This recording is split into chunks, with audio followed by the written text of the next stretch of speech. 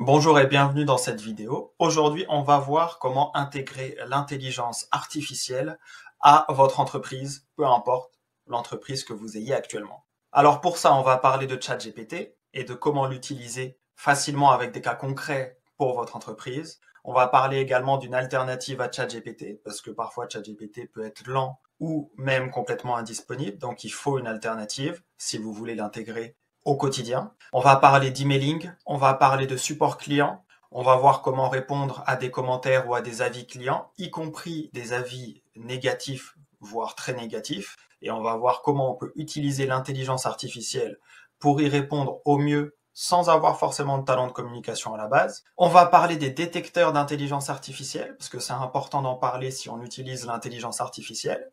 On va parler d'images et de comment générer des images à partir de l'intelligence artificielle, à partir de nos idées, de notre créativité, sans avoir besoin de graphistes, et le tout gratuitement. Donc on va voir ça, c'est important, notamment si vous êtes dans une entreprise ou à un moment de votre entreprise où vous avez besoin de visuels et notamment d'images spécifiques. Donc là, on va parler d'images de qualité et on va parler de vidéos et notamment de montage vidéo et de comment faire des économies en temps ou en argent ou les deux sur tout ce qui va être vidéo dans votre entreprise grâce à l'intelligence artificielle.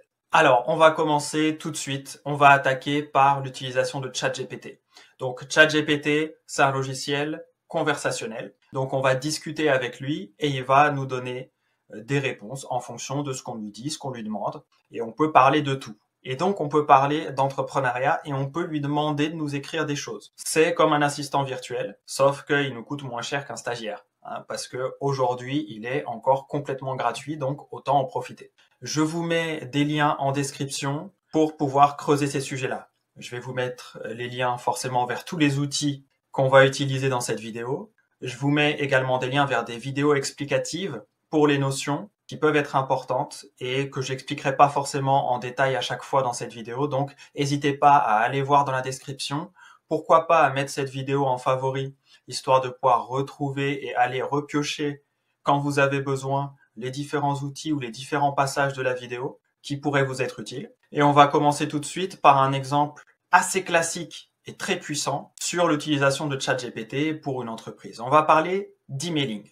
J'ai ouvert ChatGPT et je lui ai écrit quelque chose. Je lui ai dit bonjour, parce que pourquoi ne pas être poli, hein, même si c'est une intelligence artificielle, on sait jamais. Et donc là, j'ai fait quelque chose de très important. Donc là, l'écrit, ce que je lui donne, ce que je lui dis, ce que je lui écris, on appelle ça un prompt. Et donc, plus le prompt, donc plus ce que je lui dis est précis et de qualité, mieux ça va fonctionner et plus on va s'approcher du résultat qu'on a en tête. Donc, n'hésitez pas à en dire beaucoup. Bon là, j'ai utilisé que des prompts relativement simples, un peu travaillé mais relativement simple dans cette vidéo, donc c'est assez simple à suivre. Et puis je vous mettrai une vidéo sur les prompts avec ChatGPT et quelques notions supplémentaires. Le lien en description comme d'habitude. Donc là je lui ai dit tu es un rédacteur professionnel spécialisé dans l'emailing et dans la vente, parce que je veux qu'il écrive comme s'il était ce rédacteur professionnel. Et je lui ai donné quelques infos sur moi. Donc je suis pas restaurateur, hein, c'est pour l'exemple. Dans cet exemple, je lui dis que je suis restaurateur et que mon restaurant s'appelle À la bonne bouffe. Pourquoi pas? Si vous êtes propriétaire d'un restaurant qui s'appelle comme ça, bienvenue dans cette vidéo de publicité gratuite, hein, j'ai pris le nom un peu au hasard. Cette vidéo n'est pas sponsorisée, hein, bien entendu. Et donc, je dis ensuite à ChatGPT que j'ai besoin de lui pour écrire un mail à mes clients. Je veux promouvoir l'arrivée de mon nouveau menu accessible aux végétariens et aux véganes. C'est une notion qui est de plus en plus courante aujourd'hui dans la restauration, donc je me suis dit que ça pourrait être un exemple concret. Et je lui demande de m'écrire un mail sur le sujet. Et je lui donne des précisions encore supplémentaires. J'aimerais inciter mes clients intéressés à me répondre et j'offre le dessert à ceux qui réserveront une table dans la semaine afin de goûter le nouveau menu. Et donc là, j'appuie sur Entrée et il m'envoie ça. Donc subject. Bon là, il a mis le mot en anglais, c'est pas grave. Hein, c'est pas un mot qu'on va utiliser. Hein, ça veut juste dire sujet. Je pense que ça c'est assez évident. Donc, il me dit goûter notre nouveau menu végétalien chez À la bonne bouffe. Bon, super, je suis assez content du titre, du sujet du mail.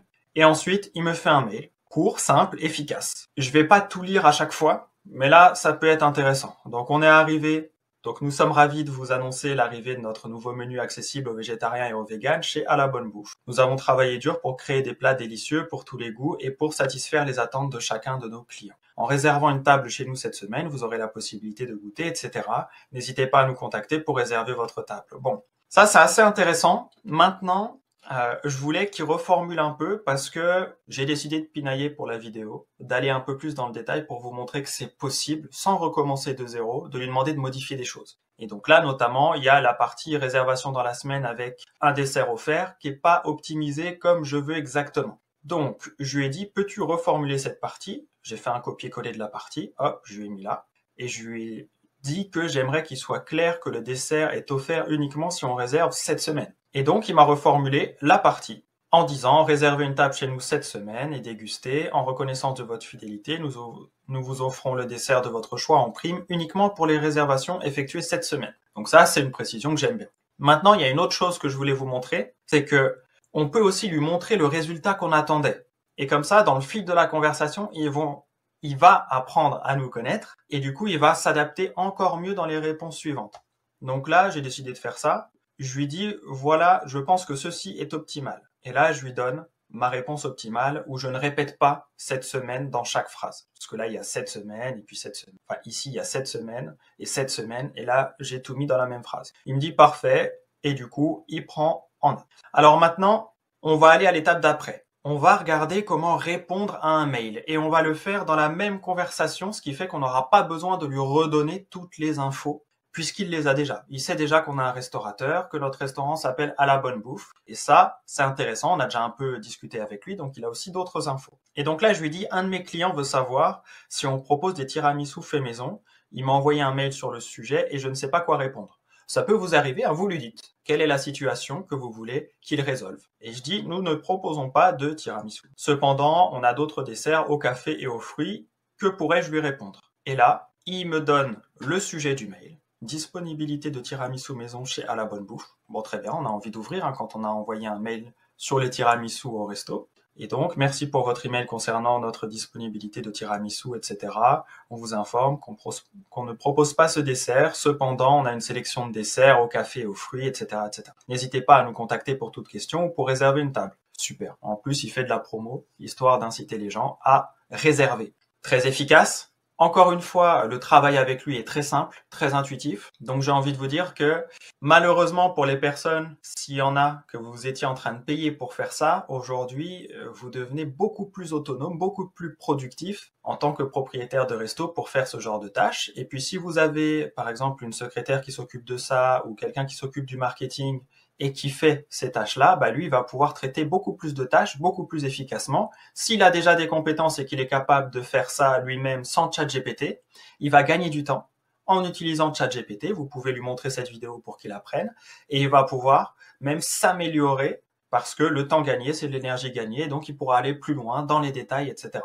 Là, c'est assez basique, mais ça reste quand même très bon. Alors ensuite, on a parlé de menus végétariens, enfin végétaliens même, dans ce cas de figure. Et peut-être que en tant que restaurateur, j'ai pas d'idée sur quel menu faire au final. Et que je suis peut-être allé un peu vite en besogne. Et là, je lui dis, j'ai pas d'idée pour mon menu végétalien, peux-tu me le créer s'il te plaît? J'aimerais utiliser principalement des produits locaux. On peut aller jusque-là. Donc je lui dis que je suis en France, plus précisément en Bourgogne.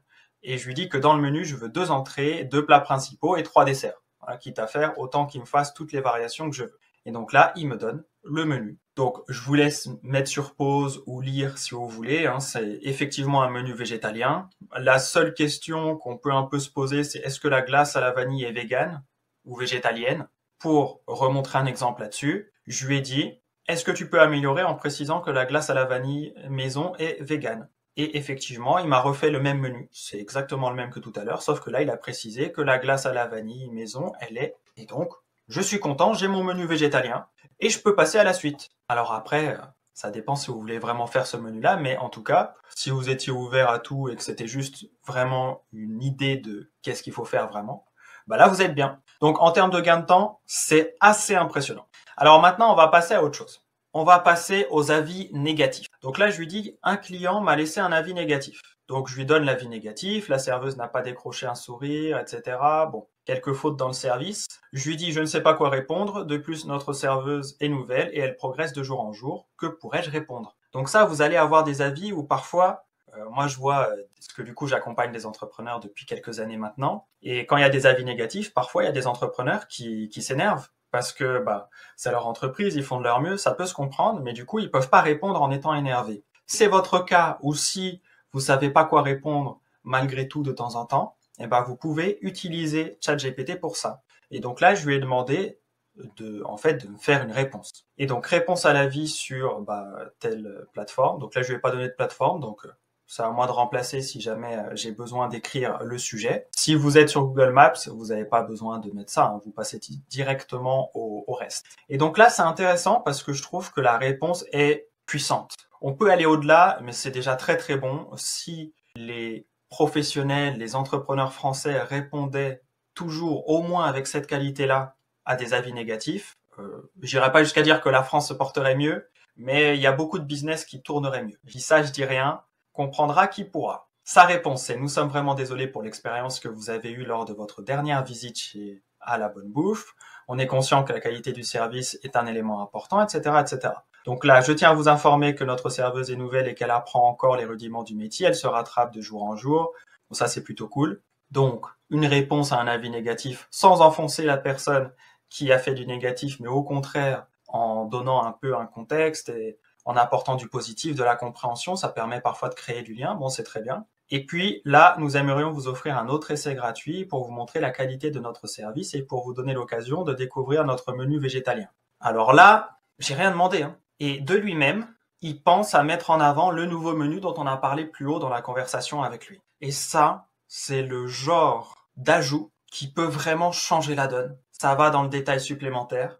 Et si vous utilisez ChatGPT avec cette façon de faire à la suite quand vous parlez du même sujet, vous allez retrouver des choses comme ça qui sont extrêmement efficaces pour vous. Ça vous permet, y compris quand vous êtes dans le jus, d'avoir de la créativité via l'outil qui, lui, se rappelle, il est jamais fatigué et donc ça lui permet de rajouter des touches comme ça. Alors vous pouvez décider de l'enlever si ça vous intéresse pas, de pas offrir d'essai gratuit, mais en tout cas ça vous donne une idée supplémentaire qui pour le coup est, je pense, en termes de stratégie, très intéressant. Et puis après, formule de politesse. Sur l'utilisation de ChatGPT, là, on a vu plusieurs exemples concrets. Je vais pas aller beaucoup plus loin sur ces exemples-là. Par contre, je pense qu'il est important de vous montrer une alternative à ChatGPT. Donc, l'alternative que je veux vous montrer aujourd'hui, c'est le Playground. Alors, le Playground, donc je vous mets, pareil, comme d'habitude, les liens directs dans la description. Comme ça, vous avez juste à ouvrir la description, à cliquer, vous arrivez dessus.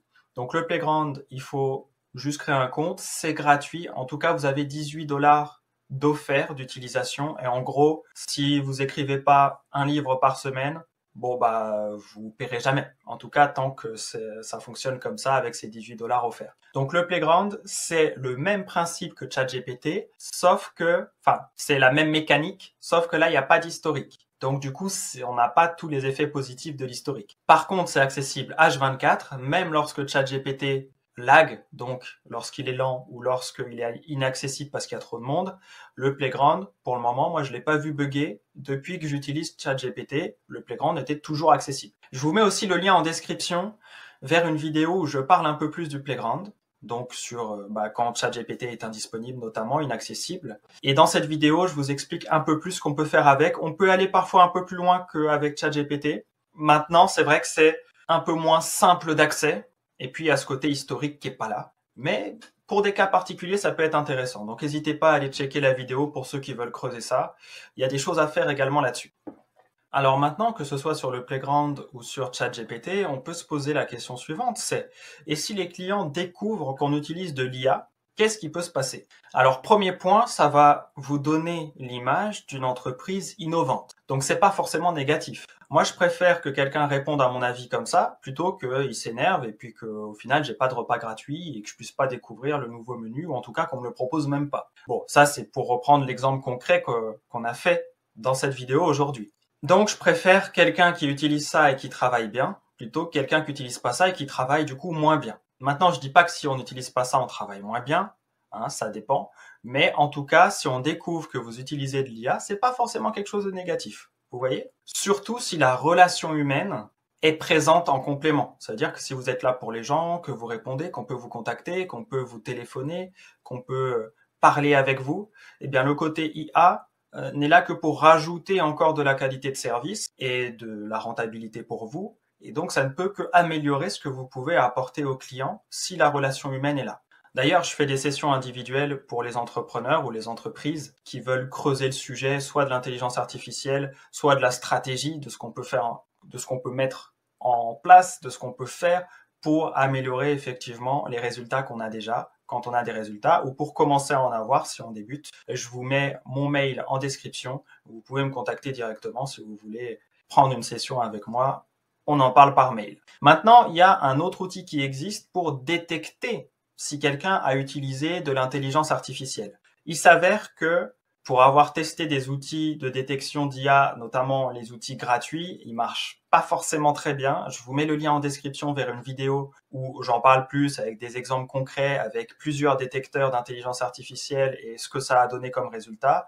Et vous verrez qu'au final, il n'y a pas trop de soucis à se faire. Ça veut dire que aujourd'hui, les détecteurs d'IA, ils sont capables de détecter avec une probabilité de est-ce que c'est de l'IA ou pas, mais quelqu'un qui écrit bien, qui est rédacteur professionnel, à la limite, il va avoir la même probabilité que quelqu'un qui utilise l'IA correctement d'une façon professionnelle. Donc, l'un dans l'autre, ça veut juste dire un truc, et vous verrez ça un peu plus en détail en regardant la vidéo en description, c'est que les détecteurs d'IA sont pas encore au niveau, et je suis pas sûr qu'ils puissent l'être un jour par définition de ce que ça veut dire. Donc, il n'y a pas vraiment de souci de ce côté-là. Et si vous n'êtes pas convaincu, allez checker la vidéo et puis vous verrez. Vous verrez par vous-même. Alors, maintenant, on va parler de la génération d'images via l'intelligence artificielle. Il y a plusieurs outils en génération d'images via intelligence artificielle. Donc, on a Midjourney. L'inconvénient de cet outil, c'est qu'il faut passer par Discord, donc un logiciel. Et du coup, il faut créer un compte sur le logiciel. Ensuite, il faut apprendre à utiliser Midjourney. C'est pas très intuitif. Si on n'est pas trop technique, ça va pas être agréable, tout simplement. Maintenant, il y a des gens pour qui ça paraît naturel et il n'y a pas de souci. Il y a plein de gens qui utilisent Midjourney. Mais on est limité en termes d'images qu'on peut faire, en termes de nombre notamment. Et puis, il faut aller sur Discord, qui est un logiciel à part entière. Donc, on a plus ou moins envie d'y aller. Alors, c'est un logiciel qui est disponible en ligne. On n'est pas obligé d'installer des choses, mais quand même. Donc, Midjourney, je vous le cite parce que ça existe et que c'est l'un des gros à l'heure actuelle, mais c'est pas celui que je vais vous conseiller dans cette vidéo et c'est pas celui que je vais vous montrer, tout simplement. On a aussi Stable Diffusion. Pareil, je vais pas forcément vous dire d'aller dessus si vous avez que quelques images à faire, même s'il y a des gros trucs à faire avec. En réalité, l'outil que je vais vous montrer, il intègre Midjourney, il intègre Stable Diffusion de base dedans. Il est illimité en termes de gestion et de génération d'images, et il est plus simple. Il n'y a pas besoin d'aller sur Discord ou autre, ou de télécharger des choses pour pouvoir l'utiliser. Donc, à la limite, je vous parle de Stable Diffusion pour votre culture. Et puis, il y a aussi DALL-E, qui est l'outil de génération d'images qui a été créé par OpenAI, donc le même logiciel qui a créé, enfin la même entreprise qui a créé ChatGPT. Donc DALL-E et ChatGPT, c'est effectivement créé par la même entreprise qui s'appelle OpenAI. Donc, je tenais à le souligner quand même. Maintenant, pour avoir des images de qualité, je trouve qu'il est plus complexe que Midjourney, en tout cas à l'heure actuelle. Donc, c'est pas ce que je vais vous conseiller non plus. L'outil que je vais vous conseiller pour générer des images si vous en avez besoin, c'est Instant Art. Donc, art instantané si on traduit en français. Donc, art instantané, c'est un outil qui est à l'heure actuelle complètement gratuit. Vous pouvez générer autant d'images que vous voulez. Ça prend un peu de temps de générer une image, quelques dizaines de secondes, mais vous n'avez pas de limite. Donc ça, c'est plutôt cool. Et de toute façon, tous les outils prennent un peu de temps pour générer l'image à l'heure actuelle. Donc là, Instant Art, on voit pas mal d'exemples ici sur la page d'accueil. Et à chaque fois, vous pouvez voir, en allant sur l'exemple, le prompt. Je vous en parlais tout à l'heure, c'est le texte qui a été utilisé pour générer l'image. Donc s'il y a une image qui vous intéresse, ou alors vous voulez vous inspirer du style de l'image et puis modifier un peu, vous faites un copier-coller, vous avez même le bouton ici pour copier directement le prompt. Et puis après, vous allez directement dans générer ici et vous pouvez vous inspirer du prompt. Alors je vous montre quelques images ici, ça c'est les images les plus populaires du moment. Si vous voulez en voir d'autres et vous inspirer d'autres choses, vous rafraîchissez la page, vous actualisez et puis vous allez voir d'autres images populaires. Et donc ça vous permet d'avoir de l'inspiration. Si vous avez besoin de créer un avatar, une image de quelqu'un pour votre site internet parce que, je sais pas, vous avez par exemple une nouvelle serveuse et elle veut pas montrer sa tête, mais vous voulez quand même mettre une image sympa, un avatar sympa sur votre site pour la serveuse, et ben vous pouvez très bien aller sur Instant Art et puis lui créer une image sympa qui lui ressemble ou pas, comme vous voulez, mais vous aurez une tête humaine pour votre serveuse. Et donc, ça peut être sympa sur votre site, plus convivial que si vous avez, voilà. Alors ça, c'est un exemple pour être lié à ce que je disais tout à l'heure. Maintenant, les besoins en images, ils sont vastes. Vous pouvez même créer des logos. Après, à vous de voir. Inspirez-vous des prompts et puis regardez ce qui vous intéresse. Donc, quand on va dans générer, ici, je vous disais que c'est un outil qui intègre tous les autres outils, en tout cas connus du moment. Donc, ça vous permet d'être très simple. C'est un outil où vaut mieux lui parler en anglais, ça permet une génération plus efficace. Mais le français va arriver. Le français, ça marche aussi, mais c'est juste un peu moins rigoureux à l'heure actuelle. Donc là, vous pouvez mettre votre prompt. Une fois que c'est bon, vous cliquez sur générer. Alors, négatif prompt, je vous en parle pas ici. La plupart d'entre vous, vous n'en aurez pas besoin. Je ferai peut-être un tuto là-dessus à l'occasion pour les personnes qui en auraient besoin et pour qui ce serait pas forcément intuitif. Donc là, le modèle de génération d'images, c'est ici. Et le modèle principal, c'est Stable Diffusion, dont je vous parlais tout à l'heure. En fait, il est inclus dans Instant Art, donc il n'y a pas forcément besoin d'aller sur Stable Diffusion à proprement parler. On peut aller directement ici. Et si on clique sur la flèche, on va pouvoir choisir n'importe quel autre logiciel de génération, y compris Midjourney, donc V4, qui est la version actuelle, ou on peut prendre Midjourney Papercut, ou plein d'autres choses. Donc, n'hésitez pas à faire vos tests. La guidance, donc ça vous permet de dire est-ce que je veux que la génération d'images soit très créative, donc puisse s'éloigner du prompt que je donne. Dans ces cas-là, on met au minimum ou plus bas. Et si on veut que ce soit classique, on met au milieu, donc à 7 en l'occurrence. Ou alors, on peut même vouloir quelque chose de très très proche du prompt qui s'éloigne le moins possible. Et donc là, on peut aller jusqu'à 13. Et donc, ça permet d'avoir des images plus ou moins précises. Et je vais vous montrer des exemples d'images juste après avec ce que ça donne en fonction. Et on peut choisir le nombre d'images qui sont générées. Et donc, plus on met d'images générées en une fois, plus ça met de temps à générer les images. Voilà. Et il ne faut pas quitter l'onglet si possible parce que sinon ça ralentit, voire ça stoppe la génération de l'image. C'est le seul détail à connaître. Alors, quelques exemples d'images que j'ai pu créer. Et donc là, je vais vous prendre... donc vous voyez qu'il y a des images qui sont pas forcément au top. Là, c'est des images qui ont été faites avec le modèle principal, donc ici Stable Diffusion, avec une guidance de 10. Et je suis pas tout à fait satisfait de l'image. Celle-ci non plus, je suis pas tout à fait satisfait. Bon, j'ai refait un autre essai, par exemple, avec toujours le modèle principal, avec 13 en guidance, donc le maximum. C'était déjà un peu mieux. Maintenant, avec le même prompt utilisé sur le modèle Midjourney, maintenant, j'ai eu de meilleurs résultats. Donc, le fait de pouvoir choisir les modèles, ça permet de comparer tout de suite avec quel modèle ça va fonctionner mieux pour tel ou tel prompt. Donc, ça permet de faire ces tests tranquillement. Je vous encourage vraiment à faire vos tests, à vous entraîner avec cet outil. L'avantage, c'est qu'il y a tout dedans et que c'est très simple de générer sa première image. Puis après, on peut apprendre en faisant. Donc, pour rappel, Instant Art, donc pareil, lien en description comme d'hab, c'est un outil où il n'y a pas besoin de télécharger quoi que ce soit. Il est à l'heure actuelle complètement gratuit et il inclut tous les modèles de génération les plus connus. Donc, autant utiliser celui-là. Enfin, je vois pas d'utilité à utiliser un autre, en tout cas pour le moment. Alors maintenant, on va passer à de la génération de vidéos et notamment à du montage vidéo simplifié et grandement simplifié grâce à l'intelligence artificielle et à deux outils. Alors, ces deux outils indépendants, je vais vous parler du premier, mais vous pouvez très bien faire vos montages vidéo soit avec le premier dont je vais vous parler, soit avec le deuxième, par exemple. Et donc, c'est l'avantage de ces outils.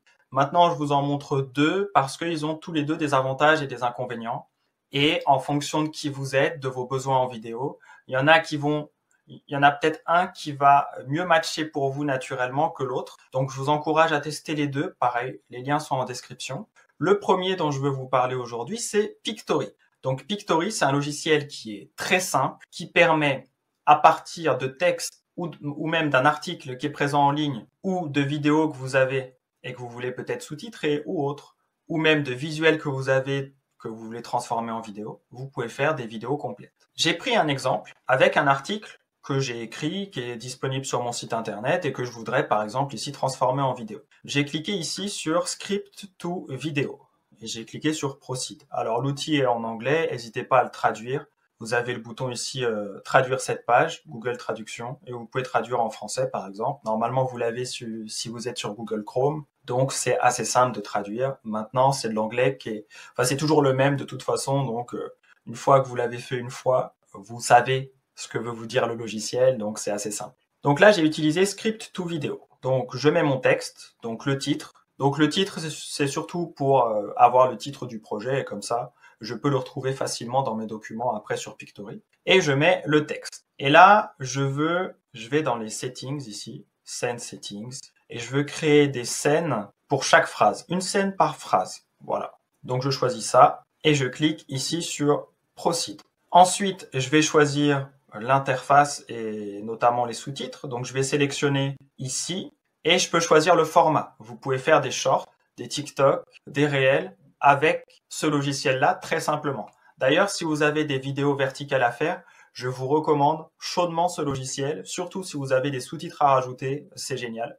Le deuxième est bien aussi, mais à la limite, je trouve que Pictory est plus simple pour tout ce qui est vidéo verticale. Et pour le reste, ça se vaut, faut tester. Donc là, je vais choisir une vidéo en format classique YouTube et je clique sur Continuer. Alors ce qu'il va faire là, c'est qu'il va générer ma vidéo et il va générer scène de la vidéo. Donc j'ai choisi qu'une phrase de texte, c'était une scène. Et donc, c'est ce qu'il va faire. Il va créer ça. Et il va intégrer automatiquement des sous-titres qui vont être en fait mon texte. Donc là, on le voit, on a le premier sous-titre qui est mon texte, tout simplement. Et puis, on a des vidéos qui sont mises automatiquement en fond. Alors, sur les vidéos qui sont mises en fond, on peut les modifier très simplement. Je vais rentrer un peu dans le détail, mais pas trop. De toute façon, je vous mets en description des vidéos où je suis allé plus loin dans l'explication, mais je vais quand même vous montrer 2-3 bases ici. Comme ça, vous aurez ce qu'il faut pour vous lancer quand même. Donc, si on va sur visuel, vu qu'on est sur du coaching sportif, on va mettre sport. Là, il faut bien mettre en anglais, mais bon, sport en anglais, c'est la même chose qu'en français. Ça permet d'avoir plus de résultats qu'en français. Et donc, on va mettre, par exemple, celle-ci, où on va dire, allez, un peu de corde à sauter. Je clique dessus et ça va la mettre directement à la place de l'autre vidéo. Et donc là, vous voyez que c'est très simple de changer les vidéos. Et puis, il y a toute une banque d'images de vidéos qui est disponible, qui est intégrée. Et du coup, c'est très simple. Alors donc ça, c'est pour la partie vidéo. La partie sous-titres, c'est très simple à modifier. On peut cliquer dessus, hop, et là, je peux changer la taille des sous-titres, par exemple. Donc je peux mettre 30 et je peux l'appliquer à tous. Apply to all. Donc là, c'est ce que je vais faire. Et donc, tous les sous-titres vont être mis en taille 30 automatiquement, ce qui évite d'avoir à le faire pour chaque scène. Et là, je vais modifier l'emplacement du sous-titre. On va dire que je vais le mettre, je vais le bouger un peu et je vais appliquer à tous. Et donc, tous les sous-titres vont être mis au même endroit. Et donc, si on va sur une autre scène, ici, eh ben, le sous-titre est bien mis au même endroit avec la même taille. Donc, ça, c'est plutôt sympa. Donc, ça veut dire que pour changer les vidéos de fond, et ben ça se fait en un clic. Donc ça, on a vu, c'est plutôt sympa. Les sous-titres, c'est simple. Maintenant, ce qui peut être intéressant, c'est de changer aussi l'audio. Donc sur l'audio, on va dans Audio, tout simplement. On peut mettre une musique de fond. On en a énormément qui sont disponibles. Et si on veut gérer le volume, on clique sur Audio Settings et on choisit le volume de la musique de fond. Alors moi, je vais choisir 0% parce que je vais rajouter une voix et que je veux pas de musique de fond pour cet exemple-là. Donc là, on voit, je peux rajouter soit une voix américaine qui va lire du coup automatiquement, mais là c'est en français donc ça marche pas. Soit je vais créer une voix en français. Je vous mets un lien en description sur comment faire. C'est très simple, très rapide, gratuit également. Et donc vous aurez le lien en description de vidéo pour pouvoir créer vos propres voix off en français à partir d'une intelligence artificielle, donc sans que vous ayez besoin de prendre la parole vous-même. Je vous mettrai d'ailleurs le résultat final de la vidéo que je suis en train de vous montrer là, que je suis en train de monter entre guillemets avec Pictory pendant l'explication. Je vous mets la vidéo finale à la fin de cette vidéo. Comme ça, vous pourrez voir un peu ce que ça donne et ce que donnent les voix en intelligence artificielle auxquelles on a accès gratuitement à l'heure actuelle, notamment en suivant mes recommandations dans la vidéo qui est en description. Donc là, je vais rajouter une voix. Donc je vais aller sur My Uploads, donc mes téléchargements, et je vais choisir une voix que j'ai prise, donc à partir du texte que j'ai utilisé pour la vidéo, j'ai généré une voix en IA. Donc cette voix, je l'importe directement. Donc j'ai nommé l'audio article coach sportif et je vais l'appliquer à toute la vidéo en cliquant juste sur ce bouton. Donc là, ça va m'appliquer ma voix à toutes les vidéos et ça va synchroniser. En fonction des sous-titres qui apparaissent, la voix va s'arrêter et va correspondre exactement aux sous-titres, au même rythme que la vidéo. Et donc là, la voix a été appliquée. Et encore une fois, je vous mets l'exemple concret en fin de vidéo, tout à la fin, après ma conclusion. Comme ça, pour ceux que ça intéresse, vous verrez un peu ce que ça peut donner. Donc là, on a fait le tour de Pictory sur un exemple où on montre pas sa tête et on n'utilise pas sa voix. Et on peut ensuite générer la vidéo en cliquant sur générer vidéo une fois qu'on a fini toutes les scènes et qu'on est content de la vidéo. Maintenant, sur Pictory, on peut faire d'autres choses. On peut très bien éditer, donc faire des montages de vidéos classiques. Vous filmez quelque chose, vous pouvez le mettre sur Pictory, vous pouvez ajouter des sous-titres automatiquement, vous pouvez couper des bouts, vous pouvez faire des transitions, vous pouvez ajouter un logo, une introduction, une outro, donc une conclusion en vidéo. Vous pouvez faire énormément de choses. En fait, tout ce qui est montage de base, vous pouvez le faire avec Pictory.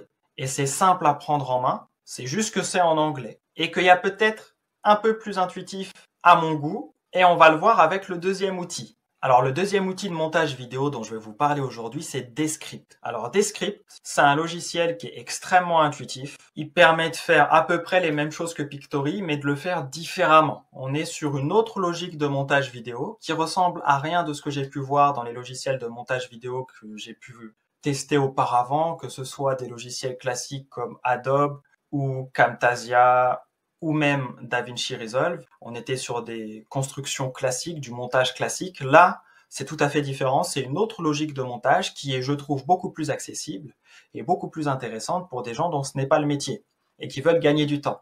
Et même si vous êtes monteur de vidéos professionnel, allez checker ça si c'est pas déjà fait. Je vous mets les liens directs en description parce que ça peut vraiment changer la donne et vous faire gagner énormément de temps. Que ce soit Pictory ou Descript, vous pouvez tester ces logiciels en ligne gratuitement. Descript, vous pouvez le télécharger aussi pour avoir accès à toutes les fonctionnalités notamment.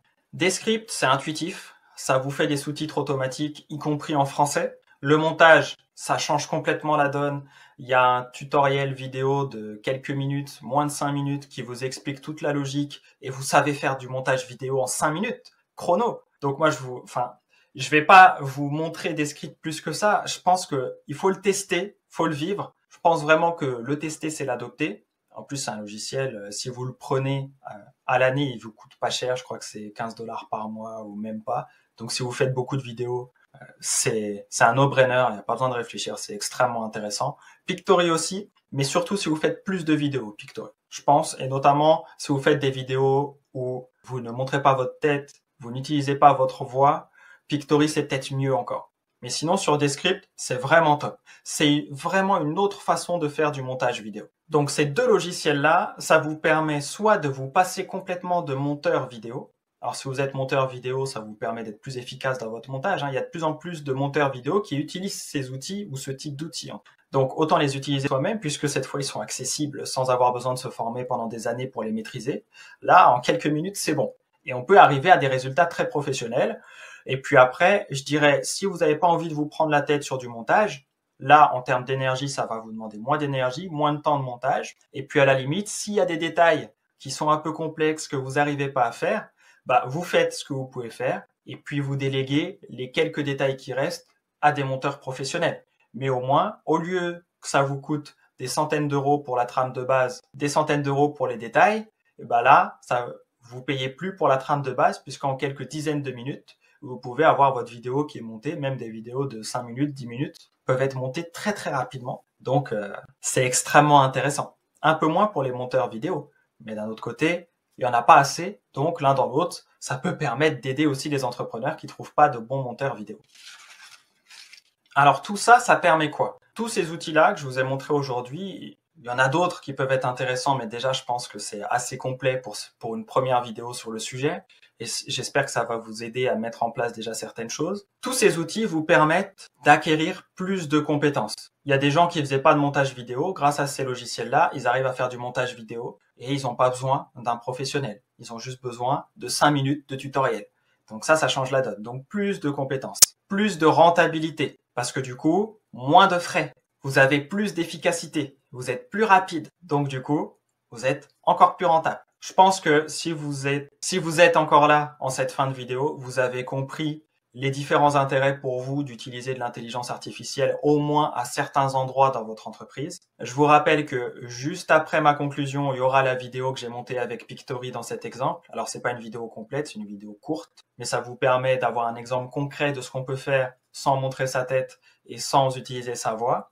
Donc ça, vous retrouverez ça juste après ma conclusion qui est maintenant. Je tiens à souhaiter la bienvenue à tous les nouveaux abonnés qui sont là depuis les dernières vidéos. On est de plus en plus, ça fait plaisir.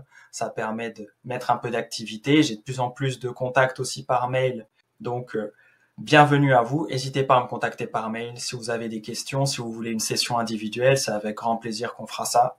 Pensez à mettre cette vidéo en favori si vous pensez que ça peut être intéressant d'y revenir pour avoir les liens des outils, pour retravailler une section particulière de cette vidéo qui est quand même assez massive. Pensez à partager cette vidéo à quelqu'un à qui ça pourrait donner des idées, que ça pourrait aider dans son entreprise ou dans sa future entreprise. Sur ce, prenez soin de vous, surtout, c'est extrêmement important, c'est le plus important. Et je vous dis à très vite dans de prochaines vidéos. Ciao, ciao. Vivre de son entreprise de coaching sportif en France est-il possible ? Vous avez toujours rêvé de vous lancer dans votre propre entreprise de coaching sportif en France ? Vous avez raison.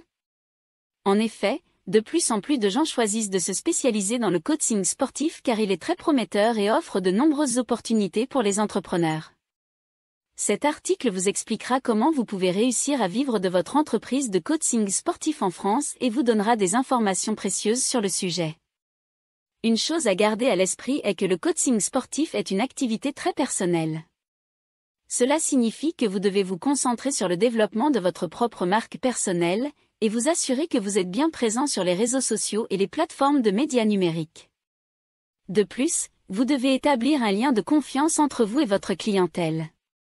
En outre, il est très important de créer des plans de coaching sportif uniques et personnalisés pour vos clients. Une autre chose à garder à l'esprit est que vous devez vous assurer que vous êtes bien informé concernant les règles et les règlements qui régissent le coaching sportif en France. En effet, vous devez être au courant des lois, des codes et des réglementations qui régissent votre activité. Cela vous permettra de vous assurer que vous respectez bien les règles et que vous offrez un service de qualité à vos clients. Cela va également vous aider à gagner leur confiance et à les fidéliser.